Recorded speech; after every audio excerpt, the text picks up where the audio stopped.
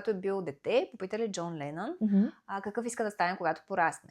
И той е казал щастлив. И те му казали, не, ти не разбра въпроса. И те му казали, не, вие не разбирате живота. В един момент си казваш, ти си вече на 27 години, къде ще сменяш те първа професия, да учиш нещо или как ще смениш, с какво ще смениш.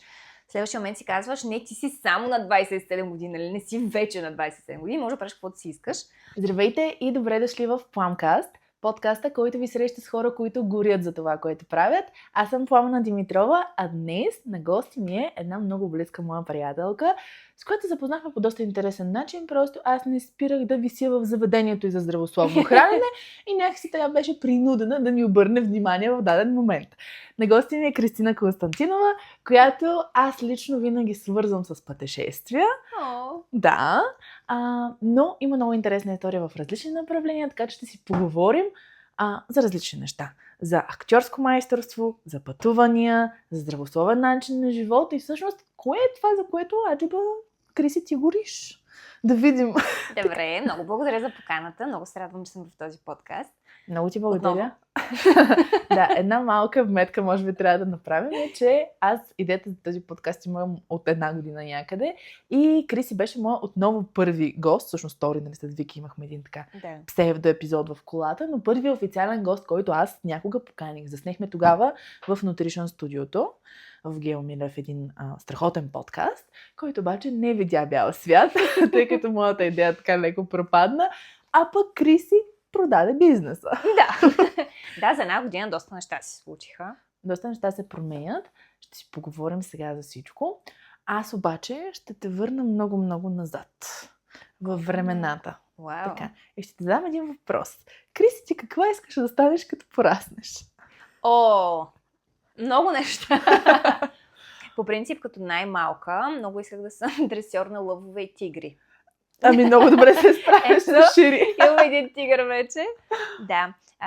Аз от малко много обичам животните. Минавал ми е през акъла и за ветеринарен лекар, обаче не мога да си представя там операции, кървища, нещо да трябва да им правя. Не дай си Боже пък да преспивам животно. Не. Така че не знам след това как преминахме към дресьора на лъвове и тигри. Не знам, що не се насочих в тая посока. Да, страхотна кариера. И не знам, най-вероятно като още по-малко е имало и някакви стандартни неща, които съм искала, но не ги помня вече. И вече, когато станах 8-9 клас, се записах на школа по актьорско майсторство и тогава реших, че това е което искам да правя. Реших го още в 8 клас и така си действах до един период в живота ми. Добре, какво усети си, защо актьорско майсторство? Какво беше по-различно? Нямам представа, наистина много пъти са ме питали, аз не мога да се сетя откъде ми щукна въобще това. Никой в семейството не е артист, няма въобще наченки в тая посока. Може би още като много малка, защото Чичо много ме водеше на куклен театър. Всяка събота и неделя аз ги знаех наизуст всичките представления, но въпреки това си ходих, суфлирах си там от столчето на актьорите. Много обичах. После вече като пораснах малко, спрях да ходя. Не знам, имаше така една дупка, в която не съм ходила. И едно лято, 8 за 9 клас, като бях, наистина не знам откъде е така ме плясна тази идея. Школа за актьорско майсторство, намерих, записах се във Варна. И така, това бяха едни от най-хубавите ми години. В школата? Да. Аз съм ти споделяла за моята непресъществувала актьорска кариера, нали? Да. Почти сме си колежки. Да, почти сме колежки. Аз също съм ходила много малко на актьорско. Щях уж да се подготвим за надпис, но след това аз просто осъзнах следното нещо, ще ви го споделя и на вас, че просто аз не искам да бъда известна, пък как ще съм пък как ще съм актриса, нали, без аз съм следващата, нали, Мерил Стрип, нещо от този ранг, разбира се. Естествено. И някакси просто моята анонимност много така си държах на нея и не исках да стана известна. Те хората затова се насочват на там, аз не исках и така. И до ден днешен много се смеем на всички, на които разкажа за непросъществувалата ми кариера. Добре, и какво стана? Ти си 8 клас, ходиш си на уроци, после... Да, до 12 клас ходих на школа всяка събота и неделя, всяко лято така по-интензивно репетирахме, освен събота и неделите, вадихме представление и много обичах този процес, целия на така репетиционния и нямах търпение да дойде събота и неделя, нали, когато, особено вече 10-11 клас, нали, всички са по кафета, напред-назад, лятото във Варна на плажа. Аз обожах това, сме затворени в залата на сцената всяка събота и неделя. И много стойностни представления направихме така за аматьорска група. Беше много яко. След това вече кандидатствах в надпис, скъсахме. Един път, втори път. Тяхна загуба. Да, всъщност кандидатствах и в Пловдивския университет втората година. Малко хора знаят, че там също има актьорско майсторство. И там вече ме приеха, завърших, попаднах в невероятен клас с невероятен преподавател, колеги и така нататък. Отново ни прекрасни 4 години. След това попаднах в Шуменския театър. Приятни години. Тогава имаше кастинг в Шуменския театър, тогава се търсиха актьори, близо ми е до Варна. Даваше ми възможност, защото аз си бях категорично, мен винаги много си ме влечеше, и докато съм учила, и докато съм работила другаде, Варна много ми липсваше. Аз съм си много обвързана с този град. Шумен ми даваше тази възможност да си живея във Варна и да пътувам за репетиции в Шумен. И така. Супер. И какви ти бяха тогава мечтите и мислите, свързани с актьорското майсторство? Представила ли си да бъдеш на по-големи сцени в театъра или пък в кино? Кое те влечеше повече? Интересното е, че да, представила съм си и кариера в киното, но никога не направих някакви стъпки към това, някакви по-сериозни стъпки. Нали, тук там на някой кастинг, например ти като си във Варна или в Шумен, повечето кастинги се случват в София, за по-големен процент от тях дори не разбираш, нали, кога и къде се случват. И не съм ходила въобще на много кастинги. Когато учих в Пловдивския университет, тогава имаше един период, в който исках като завърша да дойда в София, за да мога да съм в тия среди, да ходя на кастинги и така нататък. Но си се върнах във Варна. Любов. Добре. И така, общо взето, имала съм някакви виждания в главата си, но не направих стъпки към тях. Защо според теб не си направила стъпки? Да не би просто... Не знам, аз истински вярвам, че нещата се случват така, както трябва да се случат. И знаеш, че нали, за кариерата ми с танците и така нататък. И аз просто, като знам как и невъзможното направих, и въпреки това не се получиха нещата накрая, но замисляла ли си, че може би не е било това, не е било тая страст? Да, абсолютно съм се замислила и съм се чудила добре, викам защо. Аз наистина, ако толкова горях в това нещо, аз щях да направя всичко възможно, обаче факт е, че и аз не го направих. Сега не вярвам, че е било само от мързел или нещо подобно. Не, мисля, че това въобще е фактор. Да, и може би лека по лека вече като навлязохме така в професионалния театрален живот, нали, като премина тази еуфория от учебния процес, където е изцяло забавление. Някакси почне и самата страст, самата тръпка да лека по лека, нали, с много бавни темпове, но да угасва. Тоест ти си видяла реалността, нали, какво реално се случва и си представила, нали, какво те очаква, защото ти докато още не знаеш, докато нещо е само мечта, ти няма как да знаеш в момента, в който се случи, дали това нещо те удовлетворява. Да, абсолютно. Кое беше това, което не отговори на очакванията ти, когато отида в театъра? Нещо, което може би си мислила, че ще е по различен начин. Или... странното е, че аз няма големи очаквания.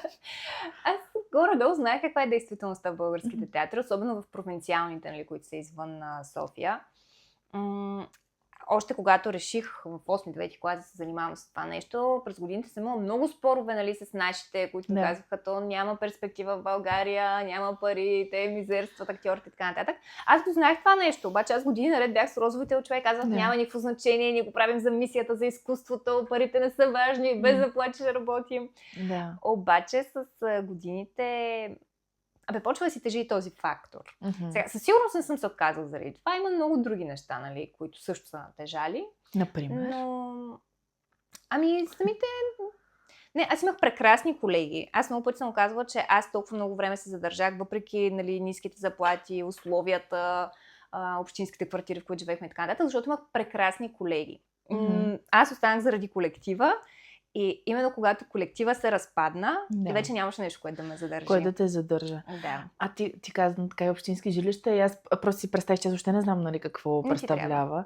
Не е общинското жилище, ами като цяло, нали, живота на един актьор. Как изглеждаше една твоя седмица, да речем, защото сега ден е субективно, но една твоя седмица, която беше в Шуменския театър? Тук държа да уточня, че аз не съм била, нали, постоянно в този град. Аз пътувах, когато имаме представления, когато примерно сме в репетиционен период, един месец в репетиции. Да, тогава си стоях в Шумен, но иначе пътувах Шумен, Варна.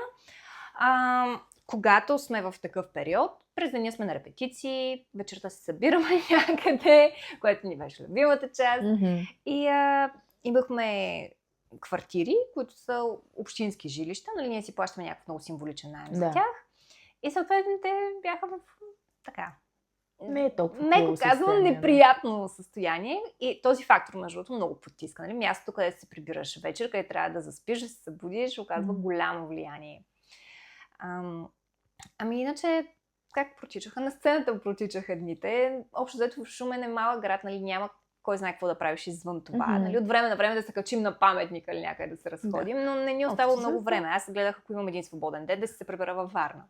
Не съм се задържала там. При любовта. А един от прекрасните примери около мен с дългогодишна щастлива връзка, която обаче, нали, хората сме свикнали да виждаме крайния резултат и вие сте си сега заедно с Антонио, щастливи, заедно и така нататък, но не се вижда някак си, се пренебрегва това, през което сте преминали, нали? Не само вие, ами цялостно, нали, хората и как изглежда много лесно и розово, нали, това, което вижда на социалните мрежи относно връзки, любов и така нататък, обаче всъщност всеки си минава през своите препятствия. Аз знам, че той е пътувал по кораби, нали, така. Ти си била пък в театъра, разкажи малко за това, за началото на тези отношения, нали, Какво се случи тогава? Ами те започнаха много преди театъра. Ние сме заедно от 18 годишни. Той беше 12 клас, аз так му бях завършила, тъй като съм един набор по-голяма.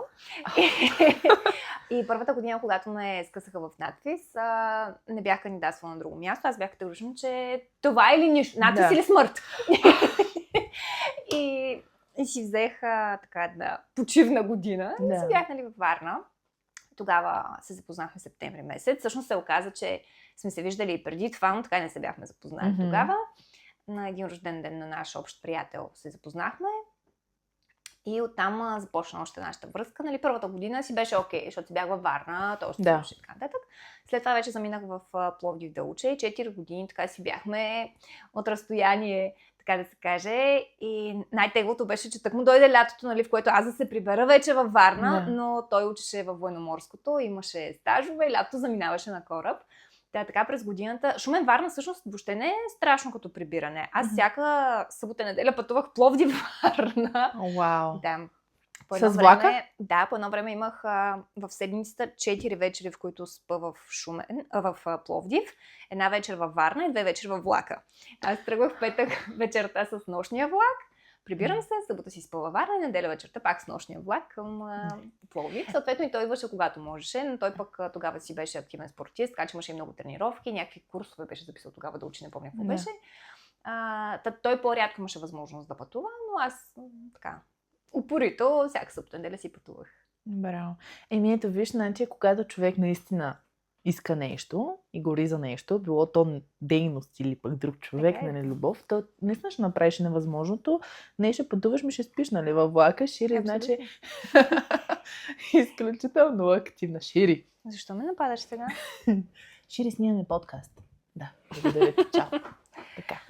Да, а иронията на съдбата е, че ние преди да се запознаем, аз винаги съм твърдяла, че мъж моряк няма да има никога. Каквото ще да става, какъвто и друг да е, но моряк не. Аз доста варненки между другото съм го чувала и сега, когато ми е казала, било имала или е с приятел моряк. И съдбата си казва, не искаш ли? Като не искаш. Ами, трудно е. Трудно е, смисъл. Аз сега на мен ми предстои моя приятел да замине да учи в чужбина. Така ли? Да, ще учи в... Ще видим къде е сега, кандидатства в различни университети, но нали, магистър, година и половина, 2 ще бъде там. И аз много така, не спокойно, то няма защо да не го приемам спокойно. Аз си казах аз ако 100 човек искам да съм цял живот, аз съм на такова мислене, че аз ако не си представям да съм цял живот с него, значи няма смисъл да сме и сега. Нали, това е загуба на време. Ако цял живот искам да съм с него, какво са 1 година и половина, 2 години? Мисъл, така е, да. Нищо. И пътуване, виждане, телефони и така нататък. Мисля, има достатъчно варианти, така че аз никога не бих ограничила нечия свобода, нали? Особено човек, който обичам да се развива, да пътува и така. Е било супер за вас двамата, че всъщност нали, и двамата сте се били разбрани в... Той си прави тези негови неща сега, нали, докато сте млади, трябва да се развивате. Ти обаче си учиш там, не е имало някакви проблеми за това нещо. Ами не е било лесно със сигурност. Имали сме разговор на тази тема, защото аз не мога да си го представя дългосрочно, нали, до края на живота им да... В смисъл, представях си го, че е 100 човек, обаче не си го представях да е по този начин, нали, постоянно да го няма, защото не става по-лесно с всяко следващо заминаване. Не става по-лесно. И вече, нали, когато се прибрахме във Варна, като се живяхме заедно, той всъщност още пътуваше, нали, смени фирмата, бяха му по-кратки контрактите, но все още пътуваше и така до 23-та година. Окей, съвсем доскоро. 2017-та му беше първия контракт, който беше като стаж, още като студент, нали, лятото. И до 23-та пътуваше, да. Всъщност, докато не се преместихме в София. Ние се преместихме в София заради новата му работа. Окей, да, това ще я да кажа. Защо от Варна и как от Варна момичето, което обича Варна и морето, се премести в София? Добре ли си? Пак по любов. Добре ли си? Как си? Очудващо добре съм. Радвам. Свикнах очудващо бързо. Супер. Това е много рядко човек от Варна да каже, че... Да, аз бях много предубедена. Между другото, даже тези дни бяхме на огледи за един апартамент и брокера, когато ти познаваш 100%, няма да споменаваме. Брокера, като разбра, че над Варна, ни каза, на варници в София се продава най-трудно. На вас всичко ви е грозно. И аз казвам, и то наистина е грозно. И аз стоя на гледката на някаква сграда на 15-ти етаж, по която гледка всички препадат. И аз виждам само някакви сгради, повече от които соц, олющени, грозни сгради и бетон. Няма никаква природа. И аз казвам, то е грозно. Да, къде е морето, къде е морската градина, не виждам нищо. Да. Еми, друго си е нещо там, височко на червения площад с гледка към всичко или не. И аз много обичам Варна. Моите 4 месеца във Варна, в които живях, наистина бяха незабравими. Аз там съм друг човек. Смятам, че като цяло, нали, ти като пътуваш, сега си говорим и за това, но някакси човек на различните места имам чувство, че е различен човек. Че се отключват различни страни. Такова, да. Различни страни от него. Аз бях толкова чил във Варна. Ама slow life олицетворението бях. Нали, бавните сутрини, разходките, кафето, да се радваш истински на момента, пък морето, гледах, морската, боже. Сега някакси тук ме предразполага в София да е такова малко по-забързано, по-работно. Нали, може би спрямо различните етапи от живота ми, различни места са скачали най-добре за мен. Спрямо целите, които имам за съответния момент. Морето страшно много успокоява. И на мен така ми действа. И Варна определено не е град само за лятото. Да. Зимата, морето... Много ми хареса, между другото. Имам приятели варнаци, които, понеже аз постоянно повтарях, че искам да се преместя във Варна, ме заплашваха. Такова, ела ти една зима. Ела една зима във Варна и виж.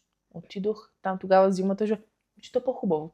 Мисля, да, окей, слънце е прекрасно е лятото, нали? Обаче още по-спокойно, малко по-празно. Мен това не ме, примерно, депресира, че е празно, защото много хора са, дали не им влияят добре.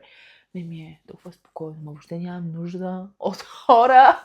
Имам нужда да се разхоря и да ми е такова красиво навсякъде. Разбирам. Тя, Вики, моята съдружничка, колежка, приятелка, познават. Бивша съквартирантка вече.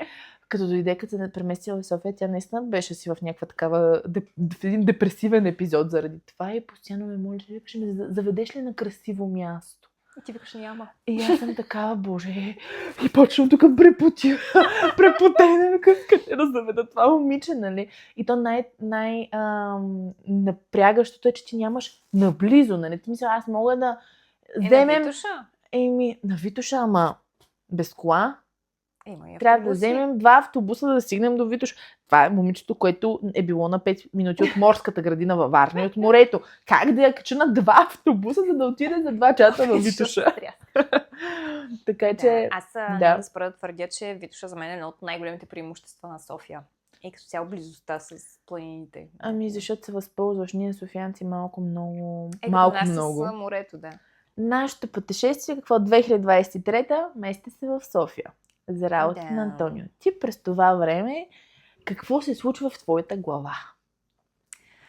Аз тук му бях напуснала театъра няколко месеца по-рано, като нямах никаква представа какво ще правя с живота си. Беше много интересен период. Усещаш, че е време да пуснеш нещо, обаче не знаеш какво да го заместиш, защото цял живот, нали, последните 12 години, което е съзнателният живот от 14-15 до 27, аз съм била категорична, че друго не ми е интересно, не искам да правя друго, само с това ще занимавам до края на живота си. И в един момент почваш да усещаш, че Да, но това нещо вече не ти носи удоволствие. Mm-hmm. И да, водила си спорове, години наред си твърдяла. И то малко се приема все едно хем да се отречеш от собствените си думи, хем да признаеш някакъв едва ли не провал и така нататък. Yeah.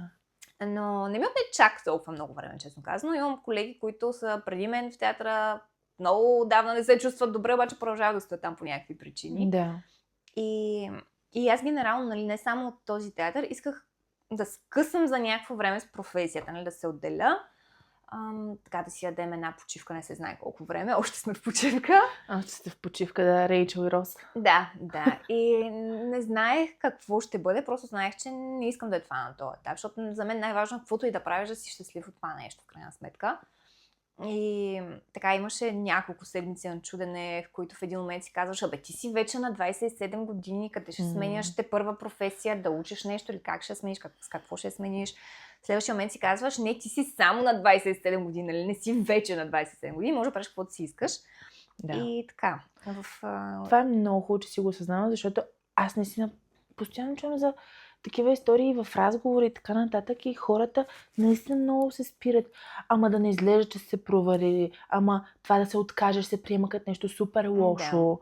Да. Някакъв, нали, край не е ти, не си постоянен, ти не отказваш от това, което си искал, нали, не държиш на думата си едва ли не и така нататък, обаче ти на никой и на нищо не дължиш вярност, освен на себе си. Абсолютно, да. И е много добре, че си го осъзнала това нещо и реално най-вероятно не е било то е трудно решение, но всъщност предполагам, че доста лесно си го взела на този етап и на това мислене, което си имала. Не ми отне чак толкова много време. Не съм се събудила една сутрин просто да си кажа. Край от него е примерно някакви седмици да го премисля, но със сигурност не е толкова време, колкото знам, че отнема на много хора, които стоят на места, дали ще са работни места, връзки и така нататък, но които не се чувстват добре. И то кое е най-лошото нещо, което може да се случи, когато не се чувстваш добре някъде? Най-лошото, което може да се случи е да отидеш някъде другаде и пак да не се чувстваш добре и просто трябва да се тръгнеш и оттам. Така е, но просто хората много ни плаши неизвестното. Това да не знаеш, нали, познато. Защото сега, нали, може да не се чувствам добре, ама ми е познато. Какво, ако другото е по-зле. Да. И това според мен спира много хора, ама няма как.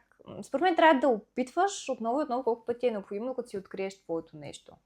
И то може да е било твоето нещо, нали, за някакъв период от време, но просто вече да не е. И това е окей. Да, аз доста неща през живота ми съм правила и най-голямото, нали, ако за теб е било театъра, за мен бяха танците и точно това беше страшно трудно. Аз след 15 години да спра да се идентифицирам с това нещо и да си като аз кой съм? Аз кой съм, ако не съм актриса? Коя съм? Какво правя? Какво обичам да правя? Как бих прехарвала времето си? Това ти не знаеш, защото ти си била, ти каза, репетиции и представления. И това нещо, като изчезне, сега какво правим?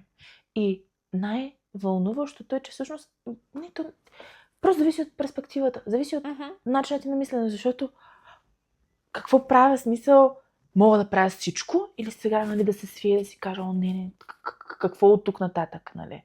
Всичко е от начина на възприемане, защото ти се освобождава толкова много пространство да напълниш живота си с неща, които ти... Да, абсолютно. И тогава за мен беше много ключово, точно преди да напусна, едно изречение, което чух.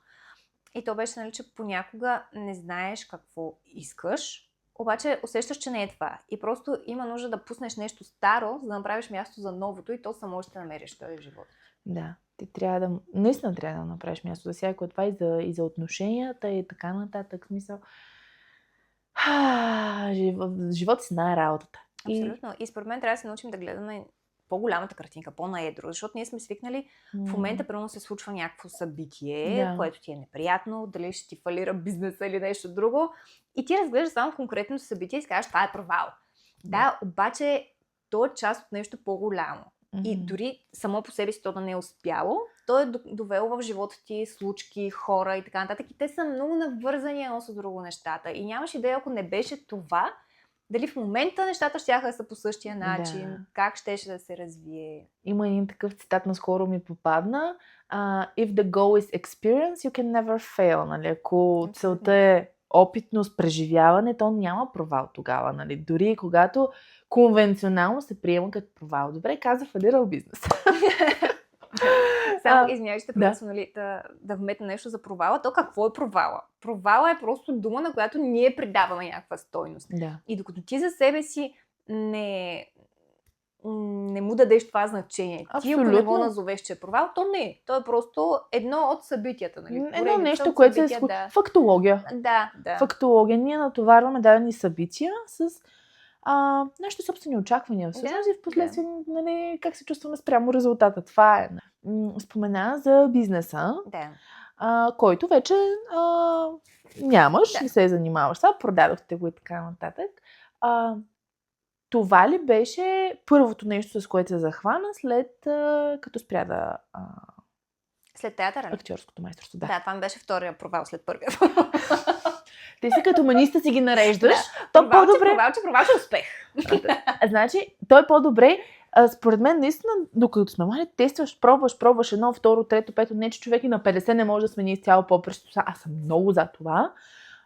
Но е много важно сега, докато особено когато никой не зависи от теб, нали, деца и така нататък, защото ти имаш свободата да се реинвентваш, тази хубава българска дума, постоянно. Ти няма как да откриеш кое работи за теб, ако не пробваш различни неща. И как реши да имаш собствен бизнес, специално, нали, заведение за здравословно хранене. Смеем се, защото аз знам историята, знам, но е много интересно да се сподели, защото тук има го това, нали, този пламък, тази емоция, нали, аз знам, че доста така емоционално сте решили да се захванете с това нещо. Явно ви е запалило нещо у вас, тази идея. Абсолютно. Значи ние не тъкмо, но отскоро се бяхме преместили в София. Аз вече бях започнала така YouTube канала, който и до днес днешен си е повече за хоби, но така доста сериозно гледах на него. Исках наистина всяка седмица си качвам видео, да снимам и прочее. И ми трябваше работа, която да ми дава тая гъвкавост, да мога и да пътувам. Защото аз, когато напуснах театъра и започнах канала, си казах, че ще пътувам повече вече без оправдание. Няма, защото сега не знам дали всички театри е така, но поне в нашия ти не разполагаш реално със свободното си време. Много късно излиза графика за следващия месец, не можеш да си пускаш отпуска, когато ти искаш така нататък и не може да пътувам толкова, колкото ми се искаше. И така то винаги може, винаги ще се намерим оправдания, няма кога, няма къде и така нататък. Бях започнала канала. Интересното е, че аз исках да го започна доста по-рано. Още бях в театър, може би година по-рано, като исках да го започна. Но си го представях, че за да кача ново видео, защото аз си бях категорична, че това ще е само за travel съдържание. Нали? Не искам да снимам днеска какво ядох, какво правих и нататък. Ще си е ниширан канал за пътувания. Да. Проблема е, че създателите на съдържание, ютубърите, които аз следвах, те са примерно американци, канадци, които 10 години го правят, видеята, които качват са като филм на National Geographic.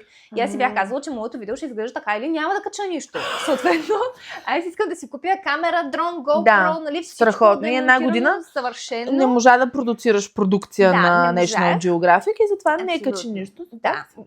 Не бях започнала да снимам. После в някакъв момент осъзнах, че аз работя в театър и не мога да си купя всичката тази техника наведнъж, така че просто започна с каквото имам.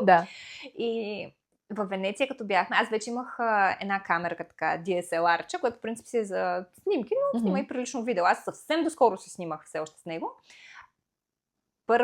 Първите месеци още в театъра си го купих с първите заплати на изплащане и казах, това имам, с това почвам да снимам. И бяхме в Венеция 22 година, там заснех някакви неща, прибрах се, видях кадрите, казах, ужасни са, за нищо не стават, няма да ги качвам никъде. И така, още 6-7 месеца отлежаваш този канал и вече като напуснах, си казах, сега почвам. Връщаме се обратно в София, нали, вече беше започнат канала. Бях решена, че ще снимам редовно, за да качвам и ми трябваше работа, която да ми позволява да имам тази гъвкавост. И съвсем случайно попаднах в Nutrition Studio. То вече си работеше. Имаше си други собственици. Оказа се, че съвсем близо до нашата квартира. Случайности не знам. Бях посещавала няколко пъти като клиент. Нали, бях пробвала нещата, харесваха ми. И единия път, когато отидох, видях, че те си търсят човек. Попитах за какво става въпрос. И започнах като служител. Заедно с още едно момиче, ние двете едновременно започнахме като служители. Обаче след няколко месеца ни предложиха възможността, защото тогавашните собственици, те чакаха детенце въпреки че ние тогава още не знаехме, по-късно ни казаха. Имаха къща на село, искаха да се местят извън София и ни предложиха, ако искаме да купим бизнеса. И въобще не го мислихме много. Казахме, давай, правим го и двете. Защото звучи някакси, когато не си бил от тази страна, отстрани изглежда страшно романтично, много готино, да кажеш, аз съм собственик на малък бизнес, нали, колко ще е яко, колко не знам си какво, но има много неща, с които трябва да си запознат. Нали, да, има си счетоводители и така нататък, експерти, които се занимават, но ти няма как да нямаш някакви елементарни познания, нали, когато правиш бизнес. Аз много обичам да готвя и аз си бях казала, тук ще си бъркам десертчета, ще си мисля нови рецептички. Нали, какво, нали, хората ще идват, ще купуват и всичко ще си върви, да. Да, и така двете го откупихме, развивахме го къде е успешно, къде не е успешно, 1 година, някъде година и малко и след това решихме да престанем с това, защото... Какво беше за човек, който толкова много си обича, нали, свободата, свободното време и да пътува, да бъде малко или много... Убиваше ме. Това ме убиваше мен най-много. Прикован, да, на едно място. Това да не разполагаш с времето си, защото отново, първоначално в романтичната представа, когато ти си собственик на бизнес, нали, те други хора работят за теб, ти правиш каквото си искаш. Да, в малките бизнеси не е така. В малките бизнеси ти си служител и маркетинг експерт и всичко. И си там и правиш и си там на място, да. И на мен това страшно много ми тежеше, да не мога да съм когато искам, където искам, когато искам да се прибера във Варна. Аз примерно се прибирам за 2 дни, защото на 3-я трябва да съм на работа. И това много ме потискаше. Антонио тогава работеше, още му беше обучението, т.е. той от понеделник до петък беше заед, беше на работа, той почива събота и неделя. Обаче ние бяхме на график, съответно аз много често събота и неделя работех, разминавахме се и така нататък. И хем ние не можем да се видим, хем не можем да пътуваме. Тогава обаче, между другото, много почнах да пътувам сама, защото, примерно, моите почивни се падат през седмицата. Да. И нямам с кого да няма с кого. Да, обаче аз съм решена, че ще снимам и ще качвам за този канал. И тогава почнах така самичка да ходя на планина, до някакви водопади, да спа в колата. Супер! Това е много яко! Ти си първият човек, който реагира така назад. За колата. Защото аз, когато пътувам, аз страшно много обичам приключенията. За мен всичко, което се обърка, това е приключение. Това да се загубят документите в Италия, след първите 20 минути на криза, беше приключение. Нали, цялото, нали, нещо. И аз за първи път, между тогава останах, нали, сама и пътувах сама. И установих, че то е много яко. Защото преживяваш по друг начин, Шири, моля те. Просто, когато си сам, той няма много различно преживяване. Аз докато пътувам, ти ще кажеш, нали, какво е за тебе, обаче аз си отговарям на страшно много въпроси. Замислям се за различни неща, наистина някакво такова и начин за себепознание, за инструмент за личностно развитие. Смисъл, много е странно така да го говоря, не знам дали ще се разбере напълно, но аз примерно, когато стана това с документите, когато останах сама там, никога не ми се беше... Аз си изгубих документите или ми ги откраднаха в Червия, много малък град до Болония. Неделя, не работи, полиция, нищо. Да, бях с на хора, нали, които в последствие излетяха. И аз останах сама. И аз обаче, като се справих с тази ситуация и си спомням много, много прясно този момент, вече след като бях отишла в посолството, бях се върнала, нали, от Милано в Болония и така нататък и просто си бях казала, нали, всичко мина, защото аз са предизвикателства, влака си обърка, всякакви неща.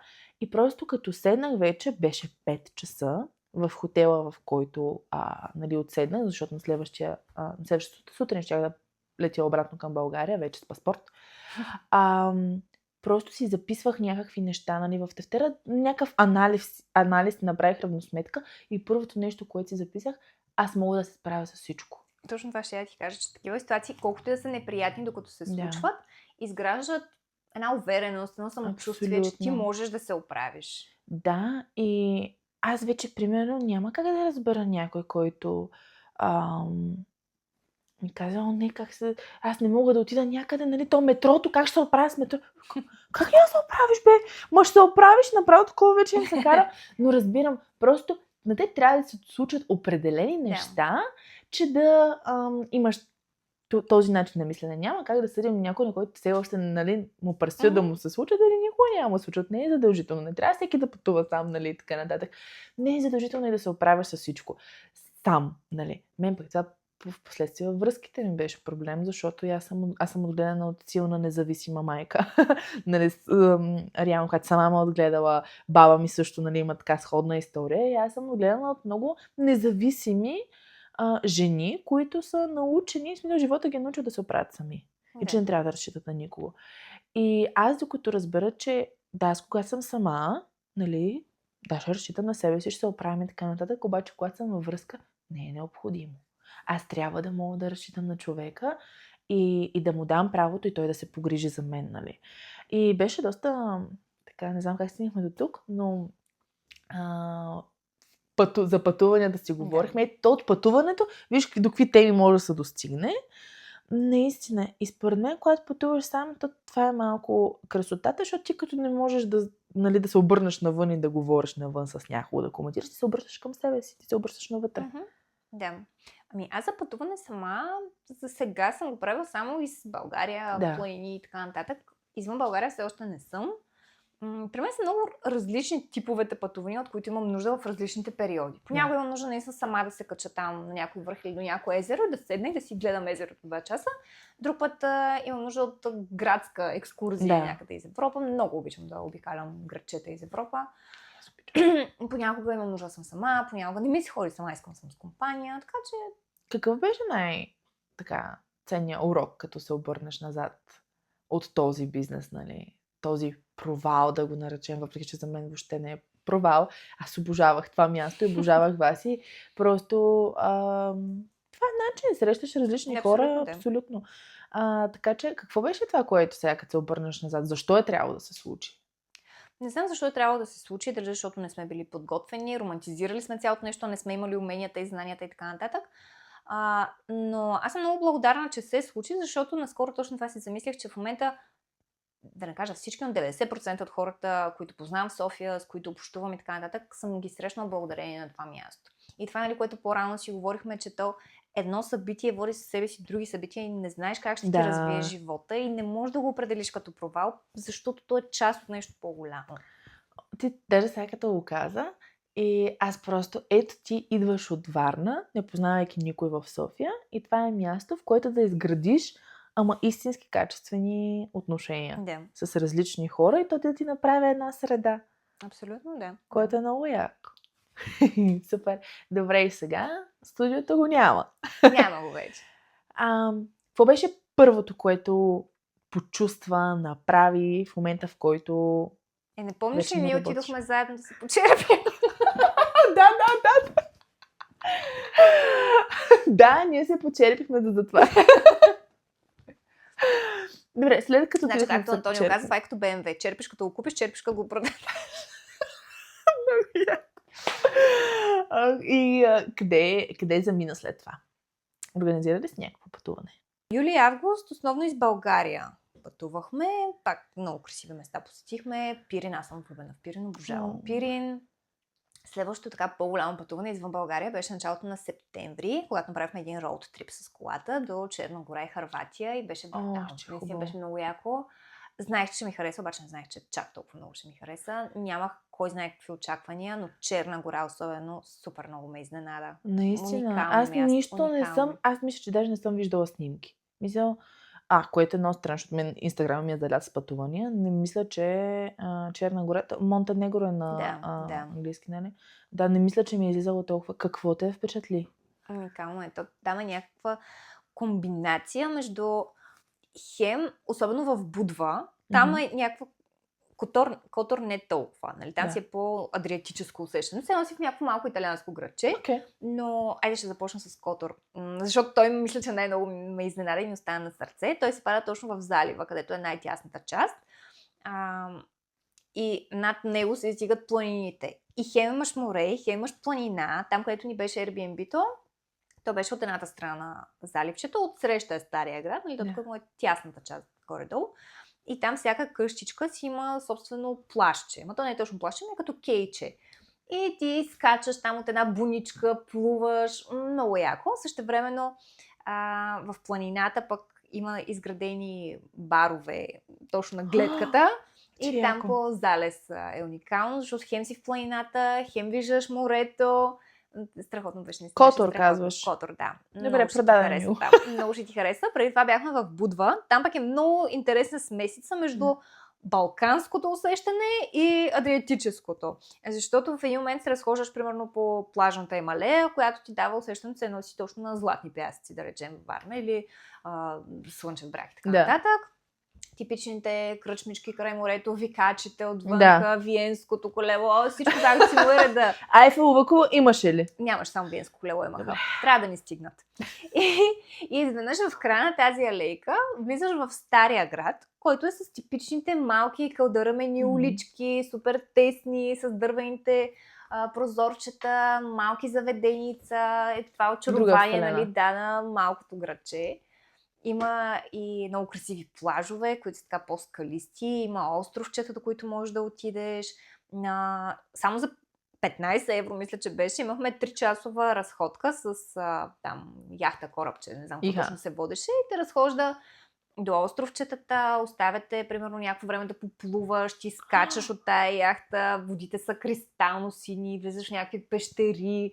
Много страхотно беше. Много интересна смесица е Будва наистина. И то като цяло ми звучи, че въобще не е някаква супер туристическа дестинация. Доста туристическа. Така ли? Просто аз съм някъде много назад. Даже в Котор пък директно ги стоварваха с круизните кораби, огромните. Okay. И там също си има малко градче, но ние пак там гледахме след обеда да се разхождаме повече, защото те обикновено към 5 часа тръгват круизните кораби, се опразва града и беше страхотно преживяване. Как си избираш дестинациите, на които да отидеш? Аз честно казвам, не съм пътувала чак толкова много, колкото ми се иска, колкото говорим за пътуване и така нататък. Така че списъка все още е много голям, има от какво да избирам. За някои съм чувала от обща култура, други са ми излизали примерно в Инстаграм, там съм била повлияна, да речем. В Google Maps много разглеждам, така като един милениал. И в Google Maps какво си разхождаш ли се там с човечето? Не, с човечето не, но цъкам примерно, зумвам колкото мога и цъкам различните забележителности, плащета и така нататък. Аз като бях по-малка и като реално не съм пътувала въобще толкова, не сме имали възможност и много обичах да си избера някъде някакво рандъм място и да пусна там човечето и такова стрит вю и да се разхождам все едно и съм в града. Аз го използвах да си гледам само моята къща. Не, аз много обичам да се разхождам, много места съм обиколила, да ти кажа, в Google Maps. Сигурна съм. Определено. Кое е място, което така е оставило най-силен отпечатък в тебе? Има ли такова? В смисъл, можеш ли да го определиш? От всичките ли? Да, от всичко, което си посетила. Може би Венеция. Колкото и да е странно, много хора не я харесват. Мисля, че мирише на канали и така нататък. Такъв ли беше твой експериенс? Не. Аз обожавам Венеция. Аз тогава бях написала един пост, нали, качих снимки от Венеция и написах един пост, нали, в Инстаграм и ми хрумна гениалната мисъл, която аз ще споделя, разбира се, ще бъдеш богопомазана. Но просто ми хрумна, си помислих, че за Венеция просто трябва да я обикнеш, за да я харесаш. Ти ако я обичаш, наистина и вземеш такова съзнателно решение просто да я обичаш, то няма как да не ти хареса. Просто според мен сме толкова разглезени от това, че имаме достъп до всичко и виждаме всичко и някакси сме вече доста по-подготвени и знаем, но това е нещо уникално. В смисъл, въобще можем ли да осъзнаем това място е единствено по рода си. Нали? Какво означава харесва ми, не ми харесва? Това е абсолютно, това е преживяване отново. Да. И не знам, аз тогава бях първия път, като отидох с доста голяма група хора, 9 жени бяхме и постоянно то се мрънкаше, ама не знам си какво, ма тесни уличките, ама не знам си какво било. И аз съм така, просто се опитвам да попия всичко и на мен всичко ми е хубаво. И прането, което е проснато, цветчетата на порутени били сградите, ми порутени със смисъл. Това е история, това е, не знам, някакси много сме разглезени. според мен, За от мен всичко, което имаме. някъде е нормално, нали? Всеки има различен вкус, обича пътува М. по различен начин и така нататък, но на мен лично много ми хареса. Аз като цяло обичам, когато отидем някъде, нали, да, имам си един чеклист с Да. най-туристическите места, през които просто трябва да минеш, но много обичам да си забием по малките улички, Да. малките мостчета. Там има опции. Да, определено. Да. Ние там просто тръгвахме на някъде, без да гледам мапса на къде отиваме. Вървиш си, то си е като лабиринт, все някъде ще стигнеш. Изведнъж излизаш на някакво много яко площадче, примерно. Да. И там има чар в тези улющените сгради. Ние още там, като бяхме с Антонио, се блазихме, че сега, примерно в България, като видим тия сгради, ще кажем, гати грозната сграда, как може така да не я поддържат. Обаче там създава някаква цялостна атмосфера. Има защото всичко е така, защото то просто това е Венеция. Ако при нас, нали, примерно тук има някакво ново строителство, фенси сграда, комплекс, до него някаква панелка, до него е някаква къща, нали, примерно възрожденска, която обаче не е реставрирана и е пуртана. Просто това е, нали, няма тая единност, нали, то просто си е такова, нали. Това си е чара. Красиво. Абсолютно. И за мен, примерно, аз първия път, който от тези малки тесни улички изведнъж излезеш на Сан Марко, това е дали защото си бил така много по-мънички пространства, ама такъв мащаб ми се стори. Просто беше нещо невероятно. В смисъл, този контраст никога няма да го забравя. Това като усещане вътре в мен, когато го видях. Много, остана ми наистина сърцето ми, остана там и не мога да кажа конкретно място, примерно Сан Марко или Риалто, нали, което не много да ми е харесва. То е някакси общо усещане за града. Едно безвремие има там сутрин, защото аз много обичам, когато пътуваме, да излизаме много рано сутринта, преди да се напълнили улиците и площадите. И ти излизаш сутринта, те има само местни хора, които те първа си отварят магазинчета, те са едни такива готини, елегантни. Винаги можеш да различиш италианеца от туриста. Да. Винаги. И да седнеш да си вземеш един круасан с едно капучино, примерно, бавно да си го пиеш, още не са се напълнили улиците. Страхотно е. Сега, може би това, че се сгодихме там, е оказало някакво влияние. Сърцето ми остана там. Да, сгодихме се, нали? Мисля, предложи ми брак. Да, но не мисля, че е било само заради това. Просто наистина града много ме очарова. Ох, че хубаво. Тоест, направо, цялостната приказка, картинката е преди това, преди да отидем, като се подготвяхме, защото имах, нали, приятелка, която е ходила, имах други познати, всички ми казват, Венеция, ден и половина, повече няма какво да гледаш. Ние бяхме там почти 4 дни и не ни стигнаха. Ние не искаме да си тръгваме от Венеция. Това е когато искаш истински някакси да попиеш атмосферата, да усетиш, нали, града, хората, както казваш, да не бързаш за всяко малко нещо, нали, да отидеш да видиш, ами да имаш време да се поспреш, да седнеш, да си пинеш капучиното, еспресото, да се насладиш, да погледаш. Много, много ми е хубаво. Аз обожавам, когато пътувам, защото тотално се изключвам за света. Те знаят хората около мен, нали, близките ми, дори че аз просто... Ме няма. Даже аз много често, нали, дори не снимам нещо, сторите, такива неща, не се сещам, нали. Аз, примерно, много ти се възхищавам за това, че като пътуваш, успяваш да снимаш. Малко е изтощаващо, да ти кажа. Сигурно. Много пъти искаме така просто да оставя всичко, нали? И го правя, Извинявайте. Понякога въобще ми се снима, искам да оставя всичко и да не се занимавам. Много често го правя. Но така, заради тази отдаденост към YouTube канала, знам, че трябва и да си свърша така работата, така да се каже. Но напоследък ми е много по-лесно, откакто си смених камерата и вече не ми тежи толкова, така че не представлява чак такава трудност, която беше. Но пак има сега... Антонио го отнася най-много горкия. Сега ме снима и хоризонтално за YouTube, сега ме снима и вертикално за това. Сега снимка ми направи. Ама защо от този ъгъл? Чакай да пуснем дрона и то... Това е толкова някакси, не знам, в смисъл идеалистично, че си намерила човек, с който да правиш всички тези неща. В смисъл, който наистина да ти помага, да те подкрепи, ама то не е странно, защото е взаимно. В смисъл, както ти ще се преместиш, си вземеш целия живот, нали, в едно куфарче и ще се преместиш в София, така той ще те снима, нали, там, от тук, от там, нали, ще прави видеа, снимки. И това е, нали, просто една заедност, нали, ти помагаш на него и заедно да се борите за това, което е важно и за двамата. Да, така е. Накрая. Много е яко да си имаш такова... Чакай, travel buddy, нали сега? Life buddy. Това е life buddy, буквално, нали? Аз винаги като...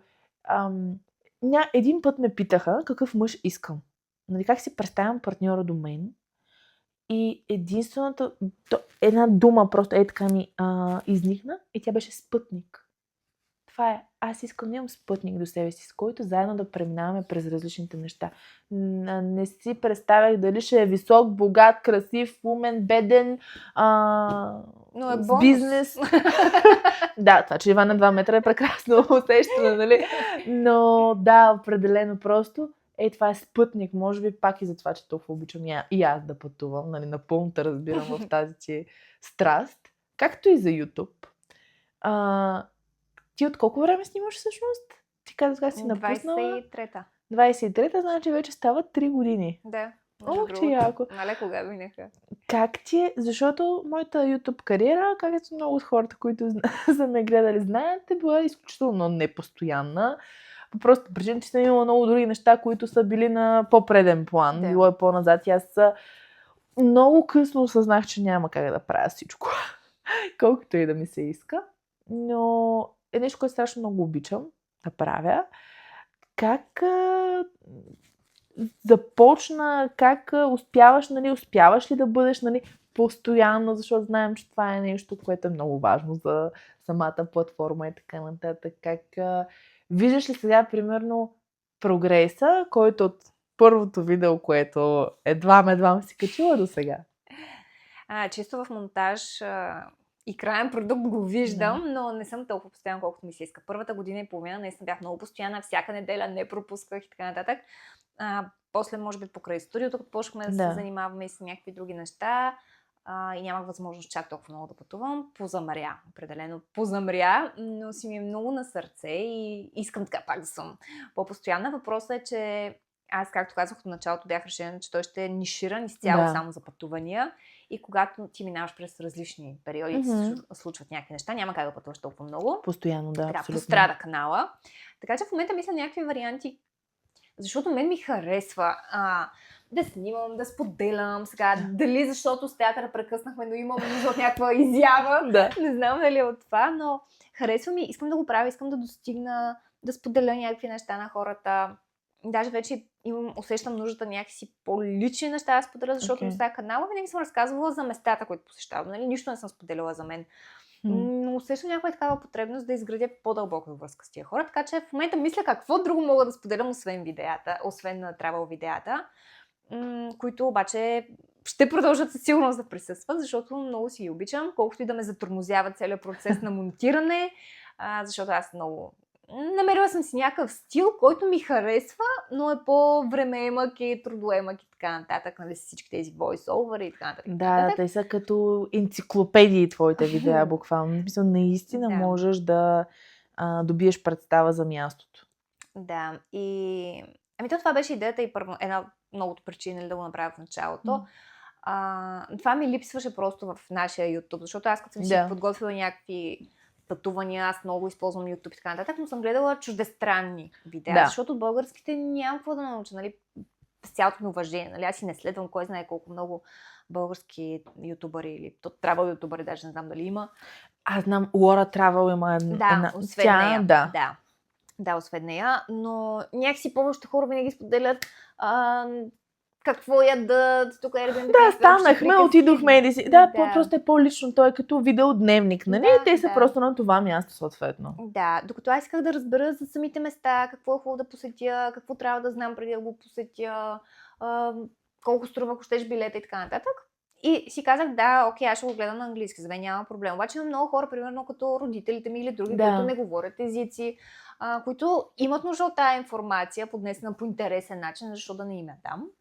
Отделно чисто за мен аз много обичам да си гледам някакви стари видеа, колкото егоцентрично да звучи. Не, аз те разбирам напълно, то са спомени. Аз имам много малко видеа, които съм оставила в основния ми канал, но те си примерно пътувания с приятели, наскоро гледах, нали, с Вики в Италия.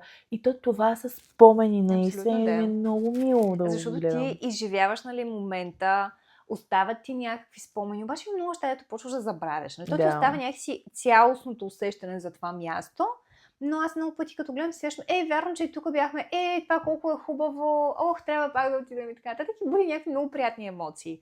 Плюс това след време, като съм стара и вече не помня, ще си ги пускам и ще си спомням. Няма да си стара и да не помниш, защото ти се грижиш много добре за здравето си и за себе си. Това да си да продължиш с един качествен живот за напред. Гаранции няма. Но...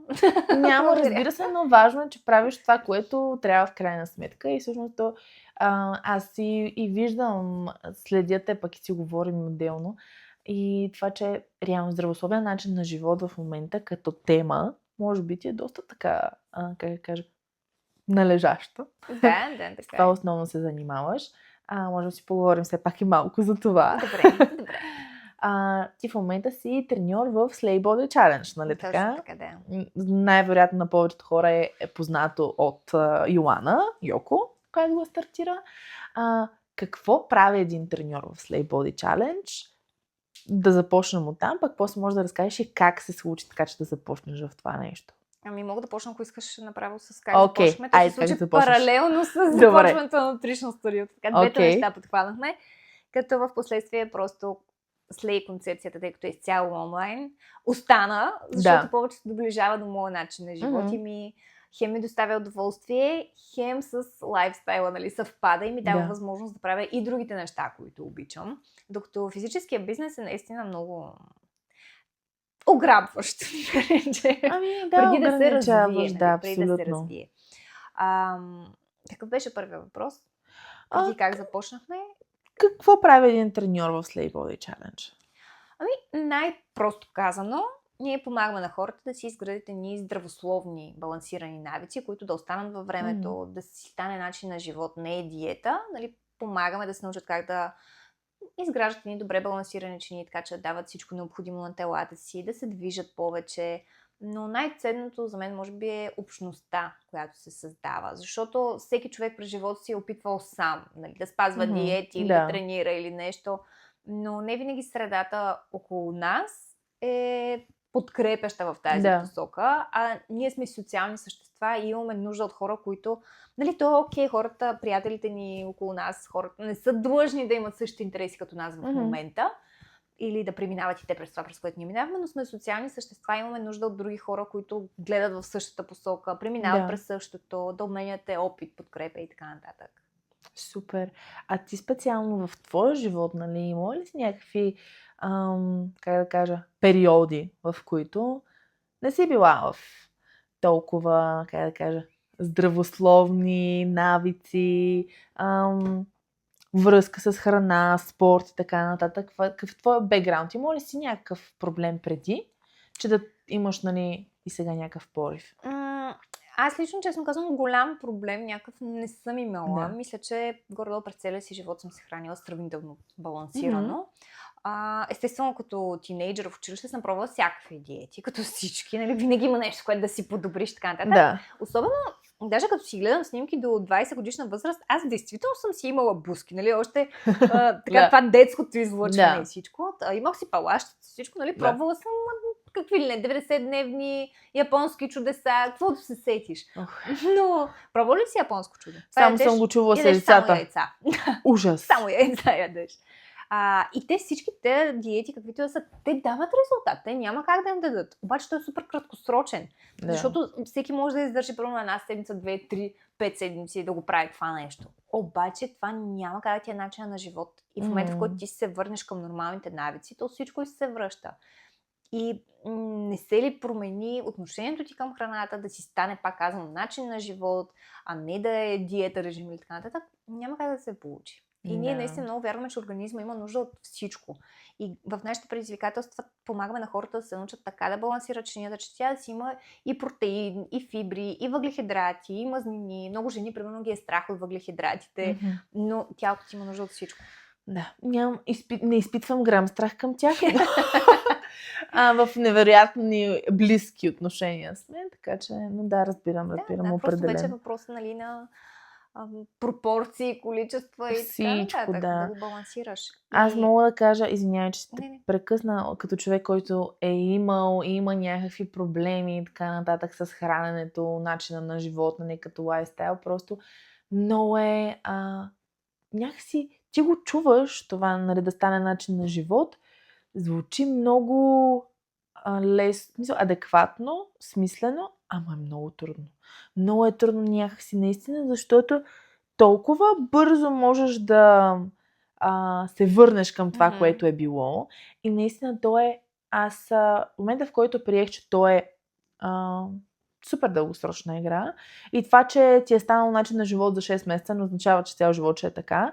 И да си простиш това, че има периоди, в които най-вероятно ще тренираш по-малко, най-вероятно няма да ядеш толкова добре, най-вероятно ще си стресиран от някакви други неща, ще има такива, които наистина да се обърнеш и да се погрижиш за себе си.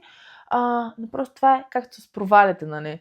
Някаква фактология. Не трябва прекалено много да се обвиняваме, не трябва прекалено много да отдаваме значение на някакви такива периоди, но естествено крайната цел е грижата за себе си и това да живееш един пълноценен живот. Това е, независимо дали ще си 3 кг над идеалното си тегло или не. Ако си здрав, активен, това не ти пречи по някакъв начин на живота, ама на този смисъл, яш си пастата, пътувай в Италия и всичко ще бъде наред. Пак казвам, за мен лично наистина е въпрос на баланс. Да. Няма нищо лошо да издеш една паста или на торта, въпросът е нали, колко често го правиш, какви количества го правиш, така нататък. И то, един път, когато свикнеш с тези навици, то не става въпрос за ограничаване или нещо такова, защото аз виждам как много мои приятели си мислят, че аз примерно се ограничавам, не ги ям тия неща. А те на мен просто не ми се дояждат вече. Да, в началото са ми се дояждали, да, в началото си трябва дисциплина да издържиш, примерно първите дни, докато ти мине абстиненцията за сладко, защото то си е зависимост. Факт. Абсолютно както към алкохол, наркотици или каквото щеш, това е даже по-разпространена зависимост, но е легализирана, така че няма проблем. И иска си воля в началото, но веднъж, когато си се превърне, нали, пак казвам, в начин на живот, то просто не ти се дояжда. И обаче, ако се дояде, ще го изядеш с чиста съвест. Да, без някакви обвинения, проблем, без някаква токсична връзка с абсолютно. храната. Защото аз казах, нали, по-рано, че аз не съм имала, нали, някакви такива периоди с храната. Проблематични, или поне не се сещам, но имам хора около мен, имам, които съм го виждала това нещо. Как ти примерно не ядеш цял ден, после вечерта се нахвърляш, или си имат някакви други токсични навици, свързани с храната, абсолютно. С обвинение, с това, че почваш да не се харесваш, самонаказваш се като не ядеш, то пък тялото ти влиза в един такъв авариен режим, нали, и почва да се запасява с храна, защото не знае кога пак ще му дадеш. И те се чуят, аз гладувам, що не отслабвам. И много често, между другото, даже мои клиентки се чуят, ама аз сега ям повече, как така отслабвам? Така работи метаболизма. Да, и аз между другото, то храната е в съзнанието на повечето ни много повече от храна. То е някакъв малък източник на щастие, на спокойствие, на утеха и така нататък. И аз си спомням, когато с мои приятелки правихме това пречистването на доктор Емилова, 10 дни бяхме на плодове и чай. Сега, няма значение, нали, това са противоречиви мнения, полезно ли е за организма, не е ли полезно, няма значение, но това е някакво предизвикателство на волята. И примерно 4-5 ден се случи, имах много голям скандал с много близък мой човек, приятелка, който ми се беше много зле. И аз излязох от вкъщи и веднага първосигнално исках да изям нещо, все едно за някакво успокоение, за утеха. Обаче след това, нали, като то не е опция, нали, аз не мога да използвам храната в случая за някакъв такъв копинг механизъм и примерно излезнах и се разхождах 4 часа. Нали, намерих нещо друго, някакъв друг отдушник, защото храната може и да е отдушник.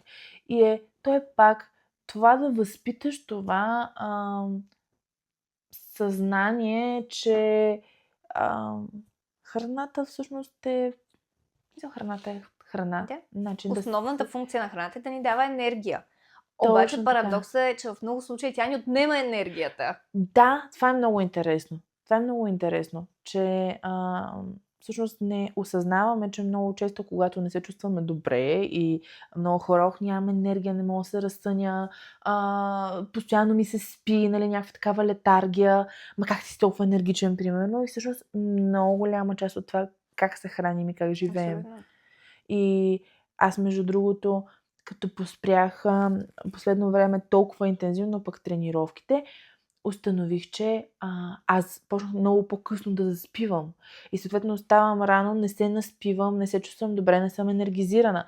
И с Иван това си говорихме с приятеля ми, че Ами той каза, да, ти не се изморяваш толкова, нали, смисъл, ти като спреш тренировките, най-малкото това е докато заспиш и така нататък. И той е в един магиосен кръг, който аз не тренирам в момента, съответно не се изморявам достатъчно, не мога да заспя да си легна на време и съответно не мога да стана обаче рано, защото аз сутринта тренирам, не мога да стана за тренировка. И той е някакъв такъв кръг, който, нали, идва момента, намерих си начин на реално как да се измъкна от това. Започваме да ходим с него, с още приятели, заедно да тренираме, нали, на ново друго място, различно, нали, така разбираме всяка неделя, вадим си графика, кога ще тренираме и така винаги това, което каза всъщност за общността. Когато нещо е споделено, когато го правиш с повече хора, когато имаш съмишленици, както за спътника, имаш съмишленици, всъщност просто е по-лесно. По-лесно и по-приятно. Така е. Нали?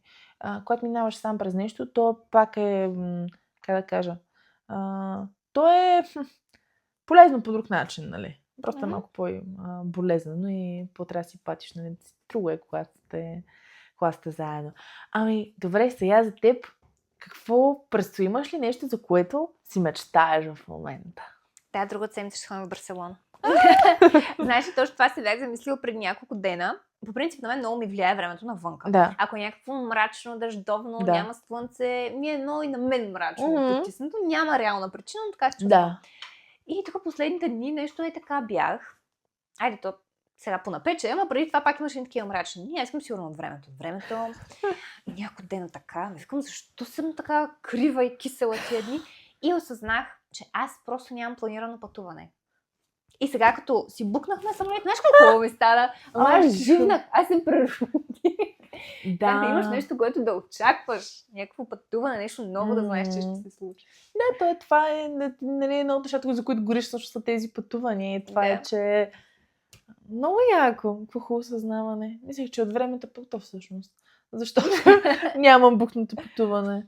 Супер. И сега за Барселона, какво предстои? Ще си правиш ли някакъв план? Какво искаш да видиш? Как искаш да го видиш? Или ще се go with the flow? Понаправила съм план, защото там има много неща за разглеждане. Той е много голям града, разстоянията са големи. Да. Сега, обикновено последните пъти, като пътуваме до малки градчета, не си правя някакви подробни планове, просто защото ти отиваш в стария град на центъра, разхождаш се и виждаш всичко на няколко часа. Но Барселона си е така град с мащаб. И аз и до Монсерат искам да отидем единия ден, което нали, пък е в планината на част от Барселона, така че си трябва планировка. Там и за посещение на основните туристически места, както си споделих и по-рано, също си трябва така доста предварителна планировка. Така че на нас понякога, както и в случая това, че действаме спонтанно и си запазваме билети за след няколко дена, може да ни изиграе лоша шега и да няма билети, примерно както в случая за Саграда Фамилия и така нататък, но това са си рисковете. Не знам, аз обожавам спонтанните неща. Може би това е една от най-силните ми причини и пореви да искам вече да изкарам книжка, да мога да имам кола, да съм независима. Не си дава голяма свобода. И свободна, просто да стана един ден и да си кажа, аз сега паля колата и отивам в Пловдив, примерно в Капана да се разходя. Нещо такова. Или отивам до Варна, защото, що не? Нали, аз сега пак мога да направя с автобуса и с влака, нямам проблем да пътувам, но някакси пак си зависим. Разписания, места и така нататък. С колата знаеш, че дори да стане нещо, да не можеш да се пребереш, ще спиш в колата. Къде спа ти в колата? Какво беше? Как беше преживяването? Особено за 1,80 м дама като теб. Искам да уточня по този повод, освен че съм 1,85 м, колата е А3 с 2 драги.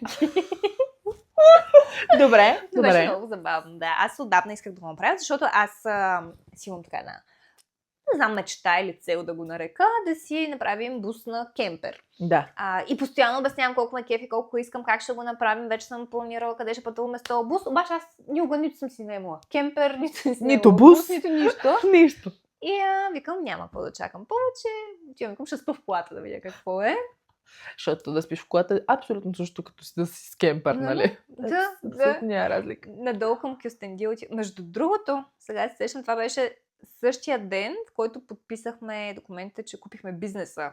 Значи бяхме при нотариуса, подписахме и аз там запалих колата и тръгнах. В колата. Ти такава, за всеки случай, ако не се реализира този бизнес, ако не успее, аз да си свикна какво да си спиш в колата. Да. Надолу към Кюстендил слязо, защото То беше края на юни, много ми се, или началото на юли ли беше, много ми се яха череши. И викам, тя Кюстендил. Ето, виж, това е свободата, която искам. Да ми се дойдат череши вместо до Ама Фантастико, да нямаше. отида до... Нямаше в цел Кюстендил, нямаше череши. Вече беше минал сезон. Не беше чудо била. Щеше да има. Да. И да, не бях планирала къде да спъвам, ще намеря някакво готино място с гледка. Значи искам ти кажа, че повече време обикалях да търся място, отколкото пътувах от София до Кюстендил. Сигурно час и половина се въртях. Накрая стигнах до някакви чукари горе в планината, обаче намерих брутална гледка. Много яка, жестока. Направо не знам как стигнах до там, честно казано. С колата. Пътя беше... Да не ти разправям. Да. Пак подчертавам, че тройка. Да.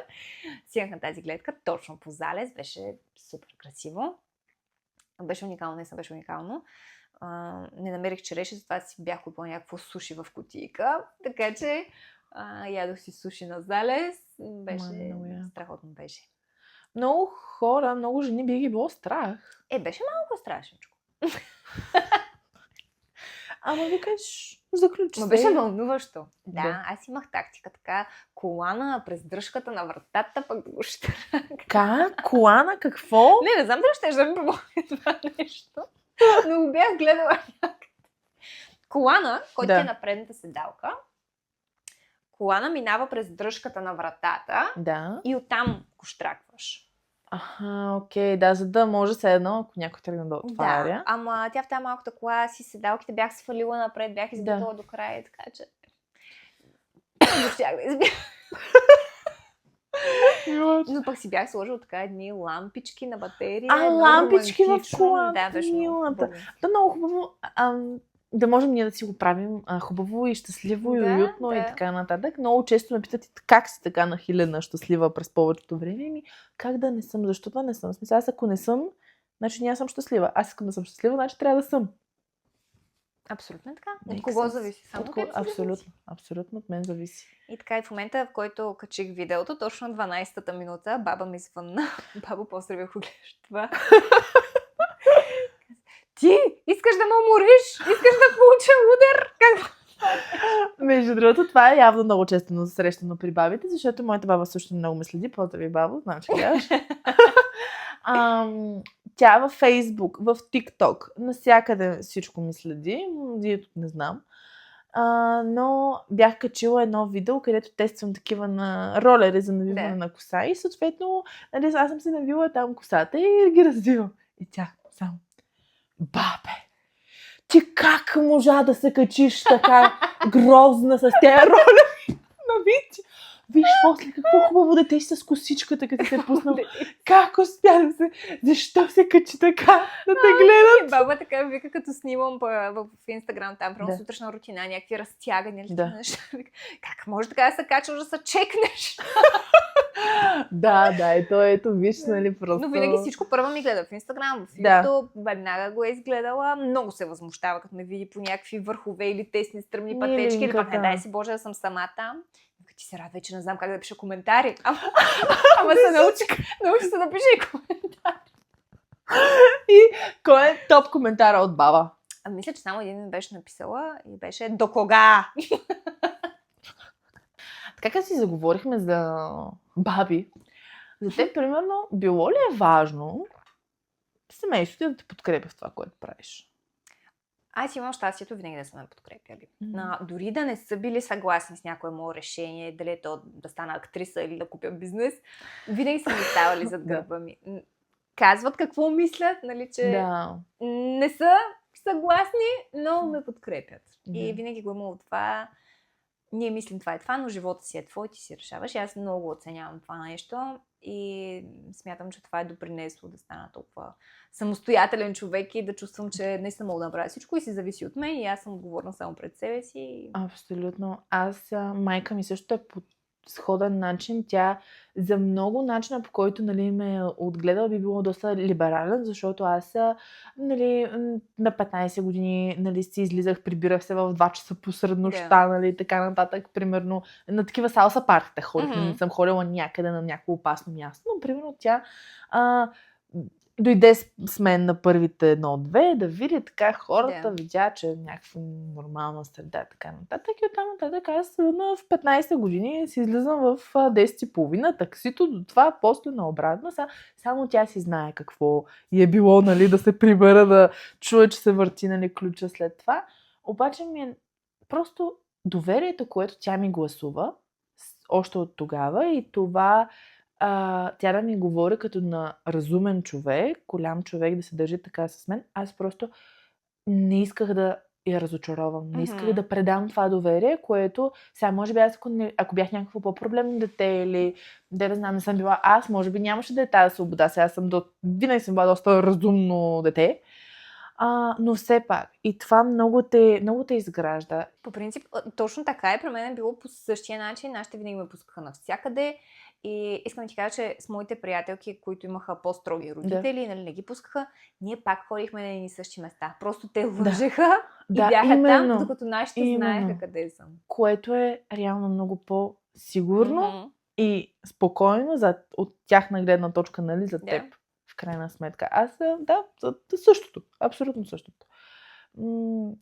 Това е свободата и някакви такива, разбира се, безопасни, разумни граници, нещо, и доверието. Да покажеш, нали, че ти вярваш на... И това е и за отношенията. Не само за, нали, майки, бащи, дъщеря, нали, съответно, за хората. Сега, като си говорихме с някой от приятелите ми за това, че Иван ще учи в чужбина, и те бяха такива: ама ти сега не се ли притесняваш? Ама имаше едно велико изречение, което аз направо настрахвам: ти как ще го пуснеш да учи в чужбина? И аз си викам, аз да не съм майка му да го пускам първо. Тя, нали, той е на 23 години, ще бъде мъж, когато ще замине, едва ли не, кой може да го спре, че да го пуска? Първото, нали, което и как така ще го пусна, нали, той си е самостоятелен, свободен индивид, който избира да бъде в отношения с мен, нали, в крайна сметка. Така че ми е много странно, като почнат, нали, да си пускат приятелите, да ходят, да излизат на техните приятели, да се виждат или някъде. Аз като човек, който много държи на своята свобода и това да се уважават моите лични граници, примерно да отида някъде сама или с приятели и така нататък, естествено, че реципрочно ще давам същото. И това е знак на уважение към другия човек и доверие. Смисъл, той, ако иска да направи нещо, може и тук пред блока ми, нали, докато идва, да си хареса някаква момиче, нали, едва ли не да стане нещо. Така че много, много интересна тема е свободата. И според мен доверието. пак идва от това как си израснал. Много е свързано. Тя свободата е нещо, което си носиш, нещо, което си свикнал. Каквото и клише да е, според мен наистина винаги всичко идва от детството. Да. Щастливо детство ли имаш? Имаш ли травми? Сигурно се, разбира се. Какво детство имаш? Мисля, че нямам травми, освен от първото ми ходене на куклен театър. Какво стана? Иначе имах много щастливо детство, наистина. Сега ще ти разкажа. Добре. Генерално за детството беше много щастливо. Бяхме много дейни деца. Аз съм отраснала в квартал на Варна, който е по-встрани. Т.е. има само къщи във Виница. На времето е било село. Не знам коя година го присъединяват, нали, като квартал. Съответно, допреди няколко години имаше само къщи. Вече има повече блокове.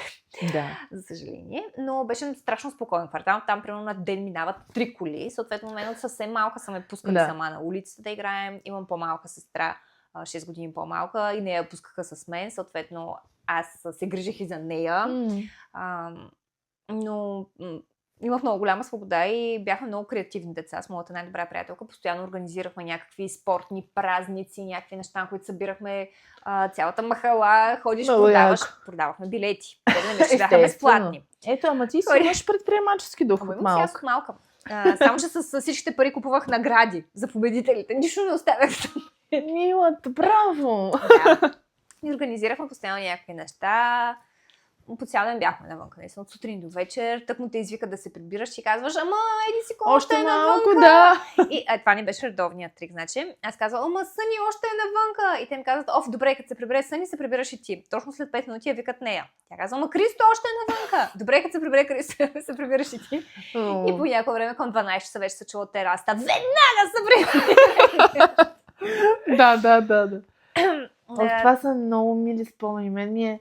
Аз разбирам, че всяко време си идва с промените и с нормалното, ама това вече някъде се много случи. Тъжно, много ми е тъжно това, че някъде се случи, че те вече, доколкото чувам от някакви хора, и са задължени родителите до 12 или до колко годишни нямат право да ги пускат сами. Така ли? До училище трябва да ги карат да ги взимат. Някакви такива абсурди, да. Докато аз от първи клас се прибирам сама. Аз от първи клас, пък аз съм си била в София, в Младост 4 тогава. Да. Пресичала съм един светофар, само това е сега 5 минути съм ходила пеша. Да, не е нещо, кой знае какво. Обаче... Но, както казваш, всяко време, всеки период си има своите различия, плюсове, минуси и така нататък, но ми е много тъжно това, че няма как да го усетят. Аз бях шокирана сега в Барселона. Не мога да си представиш какво нещо видях. Нали знаеш как? Барселона, оживен град, улици, хора, всякакви неща се случват. И си представи едно малко детенце, бебенце, на годинка и половина да е било. Карат го в такова, даже то не е количка, ами то е като колелце, ама пак да ги бутат. Имаше такъв някакси като стик, като стойка за телефон пред него, с пуснат телефон, а той е с очилца. Той е на годинка и половина с очилца и пред него така имаше телефон. А около него се случва смисъл. Аз съм гледала 6 години, съм младата гледачка. Аз знам какво е за повече. Сега не за всички. 99% от децата, като са навънка, и те искат да гледат интересно, но има как. Има как да направиш така, че да не прибягваш до това. Мисля, най-малкото, нашите родители не са имали тези телефони да не ги сложат, щом са ни отгледали, значи и ние можем да ги отгледаме без телефоните да се им е така. Да, много наболява тема е това, но те и нашите родители не са имали те самите тогава телефони. А сега децата те от раждането виждат постоянно някакъв предмет в ръцете на родителите си. То е всичко от нас. И на мен това ми беше стало много интересно преди година и нещо. Две мои приятелките родиха по едно и също време и като бяха още много мънички децата, никога не са им давали телефони, те не са им пускали клипчета и така нататък, но това дете, докато видеше телефон някъде на масата, откача, той иска да се докопа до него. И той е просто, защото той го вижда този предмет постоянно в ръцете на родителите си, дори да не знае какво има на него. Така да то отстрани винаги, както казват, хората без деца знаят най-много. Да, най-много за децата, факт. Но и аз дай Боже, от днешната ми гледна точка съм на мнение, че един ден, като имам деца, колкото мога, по-дълго време ще ги ограничавам от всички тези неща. Знам, че може би не е толкова лесно, колкото в момента ми се вижда. изобщо не е. Но да го има стремежа. Да. Факт. За травматичното ми живеене искаш да ти разкажа. Разкажи ми за кукления театър. Така, това беше първия път, в който отивам на куклен театър с мама и баба. И мама отиде там в кафенето да си пие кафе. Ние с баба влизаме. Не помня какво е било представлението, но помня, че актьорите бяха с едни черни костюми отгоре до долу. Пирати ли бяха, както бяха, не знам, някакви бандити бяха. Отгоре долу черни, с някакви саби, пушки, какво бяха. И в един момент тръгнаха през публиката. Някакво интерактивно беше представлението. И аз само в момента, в който ги видях, и изпадам в див ужас. Викам, бабо, искам да си ходим. Пак това е проблем на 5-та минута, както е почнало представлението. Аз съм някъде по средата, да речем, ги виждам как те идват. Всеки един ред са по-близо до мен. И вече са почти до мен. Пак баба не тръгва. И аз просто я оставих и кукнах. И избягах. И отидох при мама в кафенето. Тя в шок. Какво правиш тук? После не знам кога ме заведох пак на куклен театър, но дълго време не исках. Но това не е края на историята. 20 години по-късно аз съм аниматор на едни корабчета във Варна и едната ми колежка там беше актриса от кукления театър. Така, по-зряла от мен. И не знам как се стигна, аз си разказвам тази история и тя ми каза, аз съм участвала в това представление. Викам, ти ли ми изкарахала? Да, ние много време го играхме. Викам, браво. Има ли според тебе някаква тайна за това да поддържаш тази искрица в тебе, да гори и да търсиш нещо, за което да гориш? Според мен тя самата искрица е точно това желание постоянно да търсиш, да опитваш нови неща. Според мен наистина хората трябва да опитват нови неща. Това е. Да не се страхуваш от промяната или дори да те е страх. Пак да предприемаш някакви неща. Малки стъпки, всеки ден нещо ново извън зоната ти на комфорт. То даже въпросът не е да излезеш от нея, въпросът е да я разширяваш все повече. Да все повече неща ти стават комфортни. Защото знам колко може да плаши неизвестното. Обаче, в крайна сметка, този живот е толкова кратък. Днеска си тук, утре те няма. Буквално. И ти, ако си го прекарал просто в една работа от 9 до 5 и 2 пъти в годината, евентуално да отидеш някъде на почивка, това не е живото, това е оцеляване за мен. Да. И тук ключовото, нали, че каза за теб, реално може да има За хора, мен, да, за които това да ги удовлетворява наистина, много да си обичат работата. За мен много както ти каза, се романтизира предприемачеството, абсолютно не е за всеки и така нататък, но е важно в позицията, в която си ти в твоя живот, да усещаш, че гориш за това, което правиш. Наскоро, преди няколко дни, се видях с една приятелка, която 8 години се оказа, че не сме се виждали. Тя тогава беше в университета, нали, разказа ми как е достигнала до работата, която прави в момента. И тя, нали, това, че 5 години все още в една и съща компания, и тя ми каза, аз, даже си по-да ми, аз всеки ден, като се събудя, горя да отида на работа. Имам желание. Да, и ако ти си в тази позиция, това е страхотно. Ако не си обаче, не чакай прекалено дълго.